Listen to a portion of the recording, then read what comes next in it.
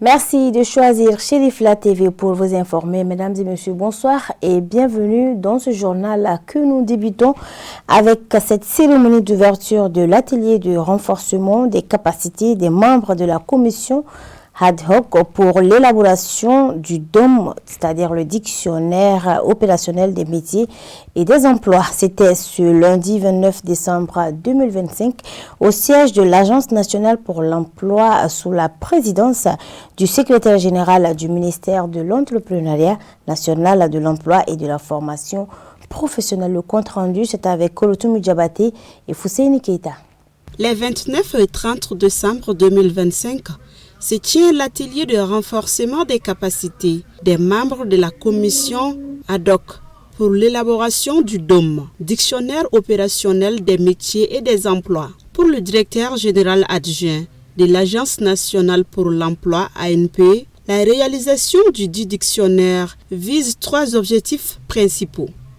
Servir de support à l'analyse quantitative et qualitative de la définition des profils d'offres et de demandes d'emploi en vue de faciliter l'insertion et la réinsertion des actifs, en particulier ceux contraints de se reconvertir. Présenter une source documentaire opérationnelle sur les contenus des emplois et des métiers, concourant à une professionnalisation accrue des agents chargés de l'emploi et au renforcement du traitement opérationnel du rapprochement des offres et des demandes d'emploi. Contribuer à l'élaboration des programmes de formation en délivrant les informations clés concernant les conditions des emplois et métiers. Les premières phases de l'élaboration du DOM ont permis d'élaborer et d'adopter un échiquier des métiers au Mali et une nomenclature des métiers emploi répertoriés par branche d'activité, par famille professionnelle et par sous-famille professionnelle. 1315 métiers emploi ont été répertoriés. À son tour, le secrétaire général du ministère de l'Entrepreneuriat national, de l'emploi et de la formation professionnelle a mis un accent particulier sur le DOM, outil pertinent de connaissance et de maîtrise des informations sur le marché du travail, avant de déclarer ouverts les travaux du dit atelier. Le DOM est un outil de travail quotidien de l'ANP et des services privés de l'emploi pour la collecte des offres d'emploi au niveau des entreprises, l'identification des compétences des demandeurs d'emploi, l'intermédiation, le développement des actions de formation et d'orientation. Dans le cadre de l'élaboration du DOM, une équipe multidisciplinaire et regroupant l'ensemble des acteurs du marché du travail a été mise en place. Elle a élaboré et adopté la nomenclature des branches d'activité, la nomenclature des domaines de métiers, la nomenclature des familles de métiers et la liste de près de 1400 emplois métiers existants au Mali. À la lumière des travaux de l'équipe multidisciplinaire, les objectifs du niveau macroéconomique sont atteints et la réalisation de ceux du niveau microéconomique est en cours de réalisation. Déjà, l'équipe a élaboré la liste des emplois métiers. Il reste à décrire des emplois identifiés, c'est-à-dire élaborer des fiches métiers-emploi. Je voudrais, pour terminer, remercier tous les partenaires qui ont accompagné le processus depuis de longues années, en contribuant à une maîtrise des informations sur le marché du travail, sans laquelle toute action en termes de promotion d'emploi serait vaine. En souhaitant plein succès à vos travaux, je déclare ouvert au nom de Madame le ministre l'atelier de renforcement des capacités des membres de la commission ad hoc pour l'élaboration du dictionnaire opérationnel des métiers et emplois, DOM. A rappelé que, depuis 1999, l'ANP s'est attelée à la réalisation du dictionnaire opérationnel des métiers et emplois, DOM. La rencontre a été magnifiée par la présentation des membres de la commission ad hoc pour l'élaboration du dit dictionnaire. Par ailleurs, le collectif des Ansars en milieu universitaire et scolaire Camus a tenu une rencontre avec la famille chérifienne dans le cadre de la semaine de l'étudiant et de l'élève Ansar 4e du JAR. La rencontre s'est déroulée au siège de l'ADN Mali en présence de Seyda Anta Aïdara et sa sœur Fatima Zahra, toutes deux filles du guide spirituel des Ansars Seyd Chérif Ousmane Madani Aïdara. Le reportage est signé Abdul Karim Sako et Baba Keïta.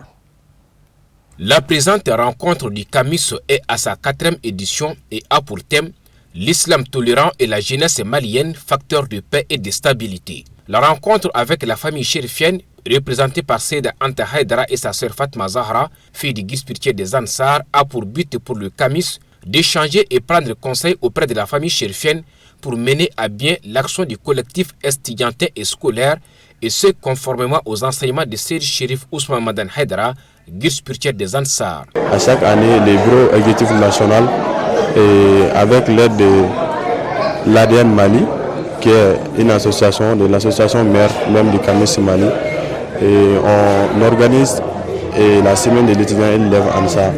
Dans cette semaine, nous avons beaucoup de choses à faire, surtout la majeure partie est consacrée surtout la rencontre avec la famille chérifienne. Donc ce sont nos repères. La famille chérifienne est notre repère. Donc on ne peut pas organiser toute une semaine sans les inviter. Parce que quand on les voit seulement, nous avons l'énergie même de continuer avec les chemins qui nous ont guidés. C'est-à-dire ils sont nos repères. C'est ça l'objectif même de la rencontre de ce soir. Bon, on a eu beaucoup de formations à travers de la semaine. Bon, le thème aussi c'est abordable. J'invite toutes les jeunes maliennes dans les universités, et comme on dit, dans la Camus même, c'est le collectif des Ansars en milieu universitaire et scolaire. Bon, les enseignements des familles chérifiennes, bon, ça nous respire dans le bon comportement, dans la rue, dans les écoles. Comme on a dit dans le Camus même, notre devise, foi, excellence et patrie. Bon, quand on parle de foi, c'est ça, la religion même, et l'excellence, d'être l'excellent dans les milieux universitaires et scolaires, et aussi la patrie. Et quand on parle de la patrie, on dit toutefois commence d'abord au niveau de la patrie. L'édition 4 de la semaine de l'étudiant et l'élève Ansar a pour parrain Chérif Badra Ali Ousmane Aïdara, non moins président du conseil d'administration de l'association Ankabé Mayala, absent à la présente rencontre. Ses sœurs, au nom de la famille, ont valablement reçu les membres du Camus avant de leur prodiguer des sages conseils à travers une causerie débat. Elles n'ont pas manqué de rendre hommage à leur père Seyd Chérif Ousmane Madani Aïdara, à qui revient l'honneur de toutes ses œuvres. L'islam nous enseigne la paix. En tant que jeunes, les jeunes d'aujourd'hui sont les adultes de demain. Si ils ont compris à bas âge, à cet âge, de comprendre que c'est la paix qui vaut tout, rien ne vaut la paix. Surtout qu'actuellement, notre pays, le Mali, a besoin de paix. On voit plein de choses concernant la religion et tout, mais il faut savoir que la religion musulmane nous enseigne la paix, comme je l'ai dit. Si eux, ils arrivent à comprendre ça à leur âge, c'est très important pour le pays, je dirais, parce qu'à l'avenir, ce seraient eux les grandes personnes et ils auront l'occasion d'enseigner la nouvelle génération qui viendra après eux que la paix, rien ne vaut la paix, en un mot, que c'est la paix qui est le plus important. Pour qu'un pays soit stable, il faut que la paix règne dans ce pays. On espère que ces enseignements seraient compris par la jeunesse. On lui souhaite tout d'abord une très longue vie, qu'Allah le bénisse et qu'il le laisse longtemps avec nous. À noter que les activités du collectif des Ansars en milieu universitaire et scolaire se poursuivent jusqu'au 30 décembre de cette année, avec au menu plusieurs activités. Les responsables de l'entreprise Tunka, la FIA, ont procédé à la remise officielle des clés de plusieurs bâtiments et appartements ce samedi 27 décembre 2025 à Banankoro, en présence de ses partenaires et bénéficiaires. Amadou Kamara nous en dit plus. Devenue une tradition au fil des années, cette cérémonie de remise des clés aux bénéficiaires par l'entremise Tunga Lafia après la construction des maisons pour permettre à la diaspora malienne partout dans le monde d'avoir un toit ici au Mali. Donc on est réunis aujourd'hui pour l'inauguration de l'immeuble de la cité de la résidence Tarikoni. Donc ce n'est qu'une petite partie du projet de la cité Tarikoni parce que c'est sur 1 hectare. Il y a 22 maisons individuelles dont on a construit déjà pas mal de villas individuelles et l'immeuble aussi de 10 appartements plus une salle de sport. Voilà, le projet porte le nom de ma défunte maman, paix à son âme. Donc je pense que mon parcours, je le dois beaucoup à ma mère. Voilà, je peux juste que dire aujourd'hui merci, un grand merci à ma mère parce que si j'en suis là aujourd'hui, je pense que ça sort de l'ordinaire. Ma mère était une belle personne. C'est pas parce que c'est ma mère, mais ceux qui l'ont connue pourront en témoigner. Tout ce que je peux dire, c'est que tout ce que je suis aujourd'hui, je le dois à mes 2 parents. Donc paix à leur âme. Voilà, c'est ce que je peux dire et je leur dis un grand merci. Et le projet qui est ici est un projet solidaire à la base. On tient à ce que ça reste solidaire. Les Tungarangais qui n'ont pas les moyens de réaliser leur projet, vous pouvez toquer à la porte de Tunga Lafia. Vous trouverez toujours un échange, une écoute, un moyen de pouvoir réaliser votre rêve immobilier au Mali qui est d'acquérir un terrain et de construire votre maison. Merci d'être venu pour la remise des clés aujourd'hui de la villa duplex de M. Abdou Koné et des appartements, l'immeuble de 10 appartements. On a des clients qui ont pu faire déplacer leurs proches pour faire la remise des clés des appartements. Donc après la remise de M. Abdou Koné, on va faire la remise des appartements. Donc vous allez pouvoir avoir l'occasion enfin de pouvoir visiter l'immeuble puis découvrir la salle de sport, les appartements et tout ce qui compose l'immeuble de 10 appartements de Tunga Lafia. Les représentants des bénéficiaires ont salué cette initiative de l'entreprise Tunga Lafia qui joue un rôle déterminant dans la gestion et la construction immobilière au Mali. Les mots me manquent pour exprimer ma joie. Je suis très ému vraiment. La chambre est magnifique, la maison est magnifique. J'ai bien visité et tout est magnifique. C'est bien construit vraiment. Je remercie Tunga Lafia vraiment. Je remercie beaucoup Tunga Lafia. De Tunga Lafia, en particulier Madame Sissoko, qui a pu rendre mon projet, faire en sorte que mon projet voit le jour. Et au jour d'aujourd'hui, grâce à Tunga Lafia et Madame Sissoko, j'ai un pied à terre au Mali, alhamdulillah. Alhamdulillah. Nous sommes là pour la remise des clés de la belle maison de mon oncle. Et voilà pourquoi nous sommes là aujourd'hui. Le point de vue, il est clair. La construction est parfaitement bien bâtie sur un espace vraiment grand. Et nous avons essayé de faire le tour de la maison. Tout est parfaitement et harmonieusement bien construit. Le représentant de la Banque Atlantique, partenaire de l'entreprise Tunga Lafia, s'est réjoui du type de collaboration existante entre sa structure et l'entreprise Tunga Lafia. On est là aujourd'hui pour une remise des clés avec Tunga Lafia, qui est vraiment un partenaire immobilier, un promoteur immobilier sûr. D'accord, donc on voit la qualité des travaux, donc la rigueur de Madame Sissoko. Donc c'est vraiment un partenaire sûr de la banque que nous espérons la relation va durer dans le temps. Donc nous lançons un appel à tous les Maliens de l'extérieur qui veulent réaliser un projet immobilier au Mali, de penser à Tunga Lafia, de penser à la Banque Atlantique, car on a une bonne offre pour eux qui leur permet d'avoir des logements très moins chers, donc dans de très bonnes conditions également. On n'est pas la seule, mais pratiquement l'une des rares banques au Mali qui accompagne la diaspora dans le cas des crédits immobiliers. Signalons que Tunga Lafia est une entreprise immobilière créée au Mali en 2016. C'est donné comme mission faciliter l'acquisition des biens immobiliers par la diaspora à moindre coût. L'une des particularités de Tunga Lafia est le mode de paiement et en fonction du budget et du type de maison. Rencontre pour les festivités de fin d'année et présentation du rapport bilan de l'association Ankabe Mayala.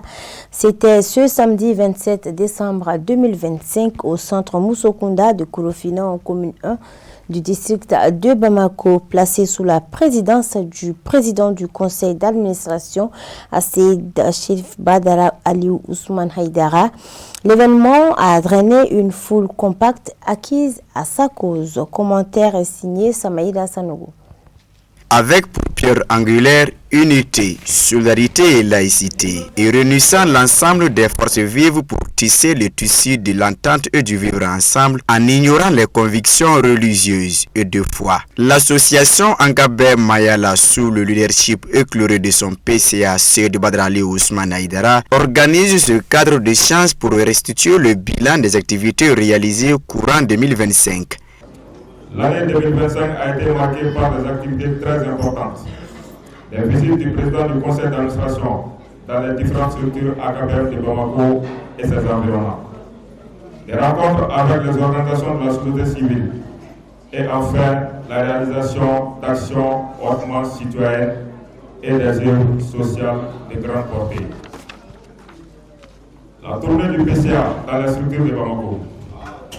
Dans le cadre du renforcement des capacités des membres de l'association et la sensibilisation dans les quartiers du district de Bamako sur la paix, la cohésion sociale, le vivre ensemble et la bonne citoyenneté, le président du conseil d'administration, accompagné par les membres de son bureau exécutif national, a tenu une série de visites dans les 6 arrondissements, y compris des dizaines de quartiers à Bamako. Dans une salle pleine à craquer du centre Mousso Kounda, les responsables de l'association Angabé Mayala ont mis l'instant à profit pour égrener quelques réalisations phares concrétisées au cours de l'année 2025, histoire de prendre en témoin l'assistance de l'engagement de l'AKBM. Des formations à l'endroit d'1 millier de personnes organisées à Bamako et dans les régions du Mali sur des thématiques telles que la prise de parole en public, coupe et couture, savonnerie, installation du panneau solaire, formation sur le maquillage, le relais, la teinture, etc. Activités culturelles et sportives. Les activités sportives ont été organisées dans plusieurs disciplines. Football, basketball, boxe, arts martiaux, dans plusieurs localités au Mali et ailleurs. L'événement, ponctué par des gestes de reconnaissance de mérite de la hiérarchie de l'AKBM à l'endroit de ses structures de base, a vu une forte mobilisation de chefferies traditionnelles, élus locaux et sympathisants autour des délégués venus pour la circonstance. Notre association Angabé Mayala a connu une année riche en réalisation. Et je suis fier de partager avec vous les avancées dans nos domaines d'intervention, notamment l'éducation, la formation, la réinsertion socio-professionnelle des jeunes et des femmes, la santé ainsi que les actions philanthropiques. S'agissant de l'éducation, nous avons lancé plusieurs programmes ayant permis d'offrir des fournitures scolaires aux enfants issus de la famille démunie à Bamako et dans plusieurs villes de l'intérieur du pays. Pour sa part, Seyd Badrali Ousmane Aïdara a du haut du pupitre et de vive voix salué l'AKBM pour de tels exploits allant dans le sens de l'entraide et de la cohabitation. Je tiens à remercier chacun d'entre vous au sein de l'association Angabé Mayala, qui soyez des comités, sous-sections, sections ou de la diaspora. Votre engagement indéfectible a rendu possible de ces challenges. Ensemble, nous avons fait une différence dans la vie de nombreuses personnes. En regardant vers l'avenir, notre objectif est de continuer à innover et à répondre aux besoins de notre communauté. Autour du PCA de l'AKBM, Seyd Badrali Ousmane Aïdara étaient bien présents les délégués venus de 4 coins du Mali et même au-delà des frontières, notamment au Burkina Faso, Côte d'Ivoire, Sénégal et la France, pour être témoins de cette journée historique dont le l'éclat des travaux est rehaussé par des actes de reconnaissance à travers la remise d'attestations de mérite. Le promoteur de la rôtisserie One Close a procédé à l'inauguration officielle d'un nouveau bâtiment moderne, suivi de la passation de service entre le fondateur de One Close et son fils Oumar Tandina. La cérémonie s'est tenue le samedi 27 décembre 2025 à Bakodji-Colonie, en présence de nombreuses personnalités et invités de marque. Le compte rendu pour plus de détails. Le promoteur de la rôtisserie One Close vient d'ajouter à sa liste une nouvelle adresse qui offre à sa clientèle de Bakodji-Colonie et environ un espace de dégustation de viande et cela dans de très belles conditions. Une ouverture mise à profit pour Tandina de passer les rênes, la gestion de son entreprise, à son fils Oumar Tandina officiellement. On a une chambre froide dans laquelle on vend les viandes fraîches, poissons, chameaux, vaches, moutons. Et on a aussi là où on vend la viande grillée. Et en dehors de tout ça, pour ceux qui ne veulent pas la viande, il y a des boissons chaudes et rafraîchissantes pour eux. Voilà. Et pour ceux qui aiment aussi la terrasse, il y en a. Tout ce qui concerne le bonheur, c'est chez nous ici, Inch'Allah. Non, c'est une fierté. C'est une fierté à toute la famille et à moi aussi. Hein? Il y a aussi la joie dedans parce que ça n'a pas été facile. C'était un rêve depuis tout petit et alhamdoulilah aujourd'hui nous venons de le réaliser. Voilà, la main est passée il y a longtemps. La main est passée il y a longtemps, seulement aujourd'hui on vient d'officialiser, sinon il y a depuis un moment, c'est moi qui gérais tout. Oui. Vraiment, je vais vous dire tout simplement que je vous remercie infiniment pour ce déplacement et témoignage de ce que je veux faire aujourd'hui. Vraiment, je ne sais même pas le mot, même ce que je vais vous dire, que je vous remercie, Al-Barka, et merci beaucoup. Pour le départ, aujourd'hui, vraiment, je le félicite, je le remercie, il a toutes mes bénédictions. Vraiment, là où je suis aujourd'hui, la retraite, on peut dire qu'on est à la retraite. Mais il faut que je le donne devant tout le monde, le témoignage de tout le monde, ça vaut mieux que de parler dans le vide. Si tout le monde est là, mes grands frères qui sont là, mes amis qui sont là, mes oncles qui sont là, vraiment, je suis très avis de comprendre ce qu'ils voulaient pour moi et ça suit vraiment largement. Il est voilà à côté de moi, j'ai la main sur sa tête devant tout le monde. Je vous remercie de lui faire vraiment la bénédiction de plus. Famille, amis et collaborateurs, tous sont venus soutenir ce monument de la rôtisserie malienne tout en réitérant leur soutien sans faille. Aujourd'hui, je suis particulièrement très ému de prendre la parole ici, puisque celui qui nous a invités, en l'occurrence One Close, M. Tandina, est une personnalité très considérée en commune 5, pour dire que c'est une fierté de la commune 5 et même pour dire tout simplement que c'est une fierté nationale du Mali. Puisque ce grand homme a su, en tout cas, préparer sa famille, les enfants, de ce qu'il est en train de faire, il a cru à ça. Ce n'est pas une simple rôtisserie, mais c'est la santé, la pharmacie donc de la santé. Au cours de la cérémonie, l'Action pour l'intérêt du peuple a offert une médaille et une montre symbolique au nouveau DG de chez One Close. La coupure du ruban symbolique, suivie de la visite guidée des lieux, a mis fin à la cérémonie qui a débuté par le chant de l'hymne national. Suivons à présent les brèves, l'actualité nationale et internationale commentée par Moussa Famba. Les bureaux de vote ont fermé en Guinée dimanche après la première élection présidentielle du pays depuis le coup d'état militaire de 2021. Le chef de la transition, le général Mamadi Doumbouya, est largement considéré comme le favori face à une opposition fragmentée et affaiblie. Seuls 9 candidats ont été autorisés à participer au scrutin, plusieurs personnalités de l'opposition ayant été exclues ou contraintes à l'exil. Organisé dans le cadre d'une nouvelle constitution qui a prolongé les mandats présidentiels de 5 à 7 ans et supprimé l'interdiction faite aux chefs militaires de participer aux élections, les partis d'opposition qui n'y participaient pas avaient appelé au boycott, invoquant des problèmes de transparence et d'équité. La sécurité a été renforcée dans tout le pays, avec près de 12 000 policiers déployés et des points de contrôle dans les grandes villes. Un jour avant l'élection, les autorités ont affirmé avoir neutralisé un groupe armé qui aurait eu l'intention de perturber le scrutin. Environ 6,7 millions de personnes étaient inscrites sur la liste électorale. Les résultats provisoires sont attendus dans les 48 heures. Un second tour sera organisé si aucun candidat n'obtient la majorité.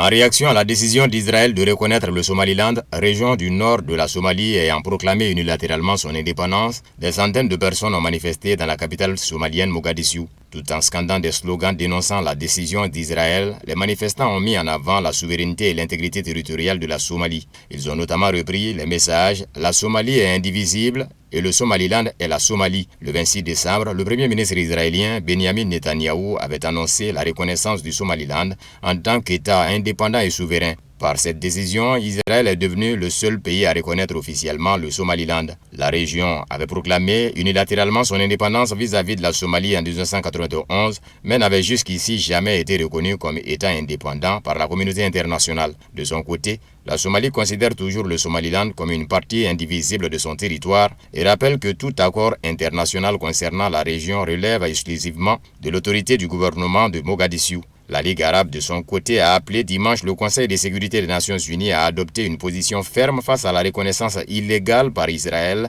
de la région sécessionniste du Somaliland, avertissant que cette décision menace la paix et la sécurité internationale.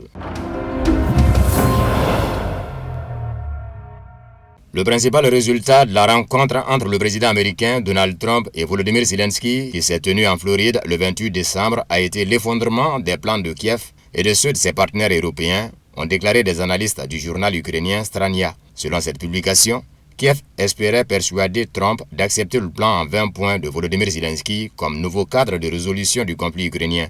Dans ce cas de figure, la Russie rejetterait la proposition, ce qui pourrait amener Washington à imposer des sanctions supplémentaires à Moscou. Cependant, Strania note que si l'on en croit les déclarations de Trump, ce dernier continue d'exiger des concessions de Kiev, principalement territoriales. La publication souligne également que Trump semble privilégier l'idée que les questions territoriales et certains autres éléments d'un plan de paix devraient être approuvés, non par référendum, ce qui impliquerait un cessez-le-feu, mais par une décision du Parlement. D'après les analystes, les termes d'un éventuel accord de paix pourraient s'avérer encore moins favorables à Kiev, car les propositions américaines concernant les garanties de sécurité pour l'Ukraine pourraient ne plus être applicables à ce moment-là. Par ailleurs, le pays reste secoué par des scandales de corruption. Lors d'une conférence de presse conjointe avec Volodymyr Zelensky, Trump a reconnu que la question territoriale restait irrésolue. Il a réaffirmé que la Russie, les États-Unis et l'Ukraine étaient désormais bien plus proches d'un accord qu'auparavant et a laissé entendre qu'un accord pourrait être conclu d'ici quelques semaines. Cependant, Trump a également admis qu'aucun accord n'était envisageable. Volodymyr Zelensky, quant à lui, a déclaré que la position de l'Ukraine sur les concessions territoriales continuait de diverger de celle de la Russie. Avant sa rencontre avec Volodymyr Zelensky, Trump s'est entretenu par téléphone avec le président russe Vladimir Poutine. Trump a qualifié la conversation de très bonne et productive. Selon Yuri Ushakov, conseiller de la présidence russe, le dirigeant américain a écouté attentivement les arguments de Poutine et le point de vue russe. S'agissant de cet appel téléphonique entre dirigeants russes et américains, le président Donald Trump a déclaré être d'accord avec son homologue russe, Vladimir Poutine, sur le fait qu'un cessez-le-feu pendant les préparatifs du référendum en Ukraine ne fonctionnerait pas. Des journalistes ont demandé au président américain de détailler son appel téléphonique avec Poutine concernant un éventuel cessez-le-feu voulu par l'Ukraine pendant la tenue du référendum. Pas de cessez-le-feu, et c'est un point sur lequel nous travaillons actuellement. Non, pas de cessez-le-feu. Poutine le pense en tout cas. Écoutez, vous savez, ils se battent et il faut que ça s'arrête. Et s'ils doivent reprendre, c'est qu'il y a une possibilité. Poutine ne veut pas se retrouver dans cette situation. Je comprends sa position, a déclaré Trump lors d'une conférence de presse conjointe avec Volodymyr Zelensky à sa résidence en Floride le 28 décembre. Le président russe y tient beaucoup, mais je crois que nous trouverons une solution pour contourner cet obstacle. Je comprends le point de vue du président Poutine. Il faut comprendre l'autre camp. Et vous savez, je suis pour la paix. Je suis pour la fin de la guerre, a ajouté le dirigeant américain. Je pense que ce problème sera résolu, a-t-il conclu. L'assistant du Kremlin, Yuri Ushakov, a révélé que lors de l'appel téléphonique du 28 décembre, les deux présidents partageaient globalement l'avis qu'un cessez-le-feu temporaire proposé par les Ukrainiens et les Européens, que ce soit pour préparer un référendum ou pour d'autres raisons, ne ferait que prolonger le conflit et pourrait conduire à une reprise des hostilités.